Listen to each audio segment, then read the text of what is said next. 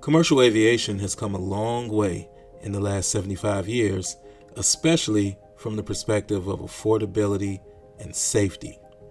Once viewed as a luxury that only the rich and elite could afford, for decades now, commercial air travel has been within reach of the average everyday person. Planes are full all over the U.S.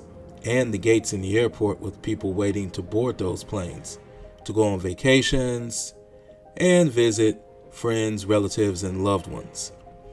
In April of 1987, an everyday flight from Detroit, Michigan, heading to Phoenix, Arizona, with a final destination in Santa Ana, California, was scheduled to depart late that evening. It would be Northwest Airlines Flight 255 with 149 passengers and 6 crew members on board. The pilot was 57-year-old John Mouse. He had 30-plus years of experience and was considered an excellent pilot. His first officer, 35-year-old David Dodds, had over 8 years of experience himself and a very respectable record as a pilot. At approximately 8:45, the flight took off. The wings rolled on the flight, causing it to strike multiple light poles on the runway. The flight actually crashed within 2 minutes of taking off. It was a gruesome scene with all of the wreckage from the plane. Everyone on that flight was feared dead, which featured multiple children and NBA player Nick Vanos, here pictured against the Utah Jazz on that flight from Detroit heading back to Phoenix. As EMTs arrived on the scene, they heard sounds that sounded like someone was still alive. They weren't sure because, based on the wreckage, it appeared that this was a total loss of life of everyone involved. They found a child still strapped into their seat, face down but still alive.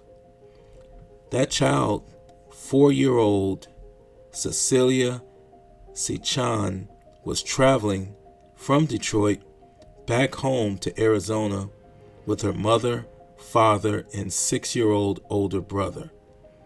She actually was found near them, and although she had multiple injuries, including third-degree burns, fractures of her leg and collarbone, it appeared that she was going to live, the only survivor of this flight. Cecilia would go on to make a full recovery and be raised by her aunt and uncle in Alabama. Eventually, she'd get married, not speaking to media until 2011, 24 years after the event happened. And later, in 2013, she participated in a documentary about lone survivors. Today, Cecilia lives a normal life. And believe it or not, despite that trauma that she says she doesn't even remember, she's not afraid to fly and states that she's flown often. She even has a tattoo of a plane on her wrist. Northwest Airlines 255, departing from Detroit in 1987, was definitely a tragic event. To this date, it is still the deadliest aviation day in the history of Michigan. But there was a silver lining in the cloud that was over the sky that day. Despite 150 plus lives being lost, everyone on board, outside of Cecilia, including a few others that were lost on the ground from the wreckage of the debris flying, there was a miracle child on that flight, a sole survivor. An incredible story and an incredible ending to a tragic day. Thanks for listening to this story. Don't forget to subscribe, like, and share. and I will see you guys in the next video.